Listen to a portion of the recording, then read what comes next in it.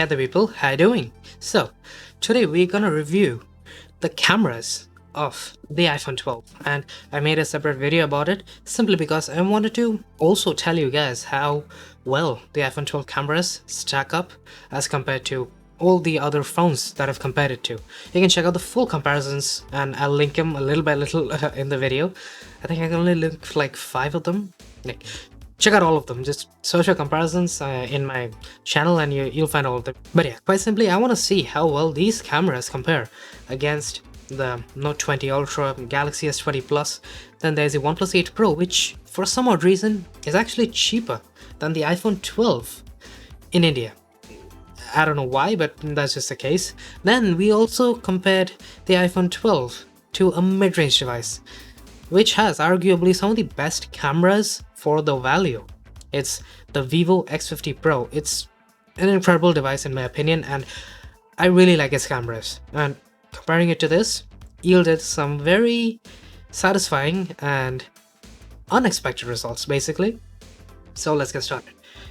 We'll start with the main cameras, and here we have a 12 megapixel camera with f1.6 aperture, which arguably lets in more light compared to last year's iPhones, which is obviously a good thing, given that we have an immensely small and fairly old sensor when it comes to camera sensors as such. Like compared to the Note 20 Ultra, for example, we have a much larger, much more arguably higher quality 180 megapixel sensor on that one as the main camera. Here, that's not really the case. Everything mostly depends on software, and I mean, that's not a wrong approach. Google's been doing that and their pixel lineup is incredible in cameras. The iPhones, on the main cameras at least, has a similar story. Because, far as I've seen, in broad daylight and in, high dynamic range conditions, the main camera on the iPhone is quite amazing. But it's also kinda inconsistent in terms of dynamic range.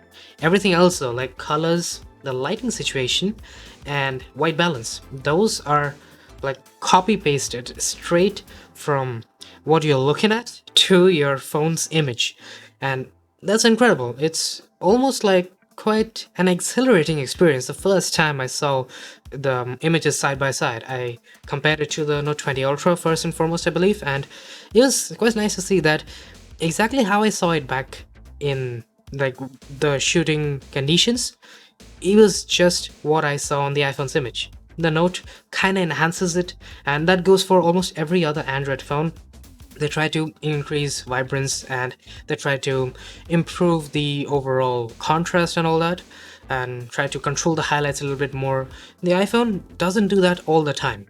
It does some high dynamic range magic, it's amazing at it, but at times it tries to keep the realism more and ends up having less dynamic range, and that did happen a few times. At that time I thought the iPhone screwed up, but it happened many more times, so I understood that the iPhone tries to retain the realism so much, like it sometimes goes over the line, and that could yield some unexciting results. But even so, overall, like if natural look is the kind of look you want in your photographs, the iPhone will without question be the better one. Also, portraits. Since we use the main camera here and I have no telephoto, the portraits and basically human subjects are best on the iPhones compared to any other phone, I believe. Because I think the Vivo X50 Pro is the camera that got closest in terms of skin tone representation and the colors, the highlight controls even on faces as compared to the iPhone. Every other phone, say the Note 20 Ultra or OnePlus 8 Pro, Galaxy S20 Plus even, none of them could actually bring out the perfect and most pleasing looking skin tones while retaining the very nice looking details. For that purpose, for if all you want is human subjects and portraits, just pick up this iPhone 12 and call it a day. You won't get a better camera out there.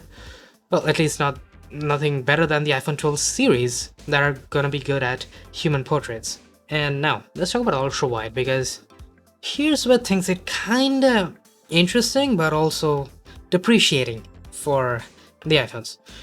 The ultra wide camera in broad daylight, it performs admirably well. It is basically one of the widest ultra wide cameras that I've used, and given that its functionality is to get a wider field of view, this one is performing at its utmost potential. But the problem that I faced most is night mode photography. I do believe that even though the iPhone 12 has night mode in the ultra wide camera, which is a very welcome upgrade, it's not good enough. I mean, night mode, sure, it looks better than the non-night mode photos, but compared to other cameras like the OnePlus 8 Pro or the Note 20 Ultra or even the S20 Plus, all of them had better night mode. The Vivo X50 Pro, whose Achilles heel is the ultra wide camera, it kind of matched up to its performance, and it was nice to see that a mid-range device was performing just as good as the latest iPhone when it came to ultra-wide night mode photography. Especially because the night mode on the main camera is near flawless, and the skies in night mode on the main camera, of course, are the best I've seen on any smartphone. The ultra-wide camera really just it's not that good, it's not that optimized, or whatever the case may be, whether it's a problem with the sensor or the problem with the software, it needs some fixing, whichever the case may be. I really hope that Apple can fix this, hopefully with a software update. If not, if it's a hardware problem, obviously we have to wait a whole generation for an upgrade. So yeah, the ultra-wide camera so far, it has not really impressed me, and I really hoped it would, because having night mode on the ultra-wide, it hyped me up so much, but like end of the day, it wasn't good enough. Kinda sad, to be honest. The front camera, on the other hand, it's good. It's kind of like the main camera for the most part, but it is also very wide. It's wider than the Note, it's wider than the OnePlus by a long shot, and it is also wider than the Vivo X50 Pro, if I'm not wrong. So yeah, I do think that having the wider field of view overall with the 12 megapixels, it's very nice, and very nice for group photographs when we can finally have them after, I don't know, a millennia? Anyways, so the front cameras are good, they're amazing. The skin tones, obviously, it's gonna end up becoming my favorite front camera because the skin tones are so amazing. I mean, what else do you use the front camera for other than selfies? Portraits, on the other hand, also very good on the front camera. The edge detection overall is also just truly fantastic. I never faced any problems as such. But the night mode, once again, it's not as bad as the ultra-wide camera, but clearly it once again needs some tweaking and optimizations, because I believe it can do better. It's like it never really gives us a nice sharp image like we get with night mode on the front cameras of the Note 20 Ultra or the Galaxy S20 Plus. And well, that kind of just leads me to say that in terms of photography, it's good, it's very good. I do think that portraits and human subjects are best on the iPhones, whether selfie or the main camera, but the ultra-wide camera is really holding it back this time around. One thing I did forget to mention is that Deep Fusion works tremendously well. You can see differences, especially when you're using the ultra-wide camera in indoors lighting where night mode is not necessary, but you know, Deep Fusion just does its magic in the background and it works phenomenally well. Now, what about video? Because that is something that has been historically incredible on iPhones. And it doesn't disappoint, don't get me wrong. But the fact of the matter is, iPhone's video quality is still technically superior compared to the likes of flagships like the Galaxy Note 20 Ultra and the Galaxy S20 Plus. All of them have good video quality, but the raw quality, if you were to pixel peep, you'll find it to be a little bit better on the iPhone. In terms of the main camera and ultra-wide camera, it's still just fantastic.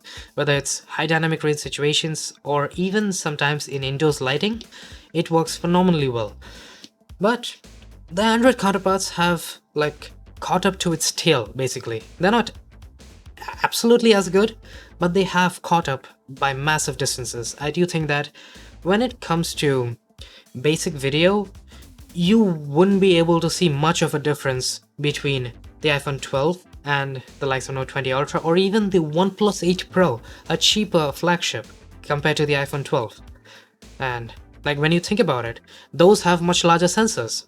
So in video, that especially helps out, because when you're taking, say, video of, like I do for my pet Valentine, I get a lot more background blur on the other phones compared to the iPhone. Then we have low light, and that is one place where sensor size is that much more crucial, because clearly the iPhone 12, it has insanely good processing when it comes to video, but it just, I don't know, it doesn't stack up that well when compared to, say, the OnePlus 8 Pro or Note 20 Ultra, which, in my opinion, ended up producing much cleaner looking video. It's simply because they can gather a lot more light physically and don't have to push the brightness up manually, which in the end will not introduce as much grain and noise. And that is incredible. That's awesome. That is exactly what we need. So the iPhone 12's camera, in terms of video, it's great. It's amazing. But the fact is, so are the cameras of the likes of OnePlus 8 Pro, Galaxy S20 Plus, or the Note 20 Ultra. Now, the S20 Plus and Note 20 Ultra are technically more expensive. You could say that, yeah, the iPhone 12 is better because it has a lower price tag. Sure, but then what's your excuse for the OnePlus 8 Pro? That one's also got incredible video, and you can check out my video comparison. Very minimal differences, to be honest. And basically, the OnePlus 8 Pro is cheaper than the iPhone 12, at least in India. It's almost a $350 price difference. So that doesn't warrant that the iPhone 12 is actually better, but rather the OnePlus is better. So that basically goes to show that Android counterparts have gotten so good now that the extra bit of quality, the raw extra quality that you can get out of the iPhone 12 cameras, it doesn't matter excessively. It matters, sure, for those who need the maximum quality and the maximum bitrate. The iPhone 12 is still gonna stand out on top. It still has the most powerful chipset on any smartphone to date, so that is still true. And video, I want to say it's kind of a mixed bag. It depends on your use cases. If you need the maximum quality, go for the iPhone, but if not, then probably in more harsher conditions, you're gonna get better video quality, potentially better video quality and lower noise levels, especially in low light, when it comes to other cameras, simply because they have better hardware. And that matters, to be honest, at this point, at this price point, and at the difference between the hardware levels, software, it just cannot make up that huge gap. That was the camera review. And well, overall, how well does the iPhone 12 stack up? I'd say it stacks up fairly well. It's not extraordinary, it's not something that would blow your minds, and it's not something that's bad either. I don't think that, compared to the likes of Note 20 Ultra and Galaxy S20 Plus, those being the more expensive flagships, launch price of course, now the prices can change, but obviously the iPhone 12, it has good video, it has tremendously good photography, but what about the OnePlus 8 Pro and Vivo X50 Pro? Because I actually preferred the Vivo X50 Pro and in some ways even the OnePlus 8 Pro's cameras in photos.